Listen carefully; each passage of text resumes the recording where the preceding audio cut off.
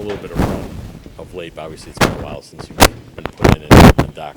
I mean, what, 30 of the game, I think, to play. So just what was the thought being put in at 5:26, and just kind of how did you feel you were able to affect things and impact the game? Yeah, I think a lot of times when you have your lowest points, that's when like you come ready the next time. I think last time I was out there, I played very poorly. Um, I was very not I wasn't aggressive. I was thinking too much, so I just told myself going into the next game that I'm gonna be ready, whether that's today or 20 games from now. I was just trying to keep my mindset to just get lost in the game. Uh, Play in the moment. I think that's the most powerful thing is not focusing on the score or necessarily points or anything.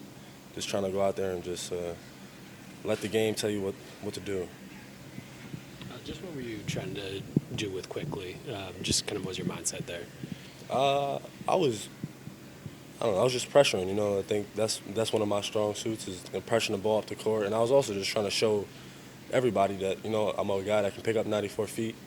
But it was also just trying to get them to maybe start the offense more around like 15 seconds. Try to have them take some clock off. So once they get into the half court, it's harder for them to run a full set. So that's something that I was trying to do. But it was also just the Nassus was constantly telling me pick up, pick up, and every time I dropped back, he told me to pick up. So I just give credit to my guys, just leading me out there and just continue to communicate with me. On the offensive end, you hit a three. You're out there trying to get some screens going. When you're trying to make up that deficit, how do you feel like you can kind of try to help contribute in those ways? I think everywhere. I feel like I could have been a lot more active on the offensive glass today. There was a lot of times I didn't crash. But I think I'm just thinking, I know Dame and Chris and Bobby, like we have so many guys that draw double teams and draw second defenders that it's easier for me, on the weak side. I'm just thinking if this guy gets on the inside, I'm probably going to screen him in. And if he is on the inside and tries to break out, then I'm open. And I think that's something I got to grow with as well, scoring it out of that dunker position. And I think that's something that I definitely work on over the summer and continue to work on now. You said you don't like to get out there and overthink, and Doc always talks about you guys going out there and just playing mindlessly. How do you get lost in the game while still going out there and being intentional about where you want to impact?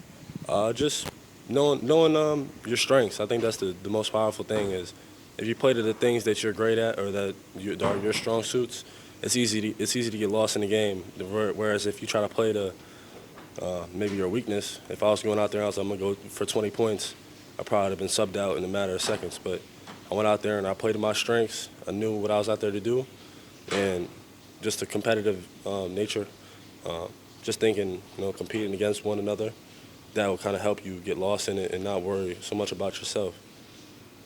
It looked like Giannis was coaching you too. You said Thanasis, but did Giannis say anything that was helpful, or because he was really definitely. He's always telling me stuff like even the other day I was in there asking him questions about when I should switch, when I should go over top, and I think just having that talk with him gave me a lot more confidence going into the next game, and then also just gave me more of an idea of how I should be switching when I'm switching switch under.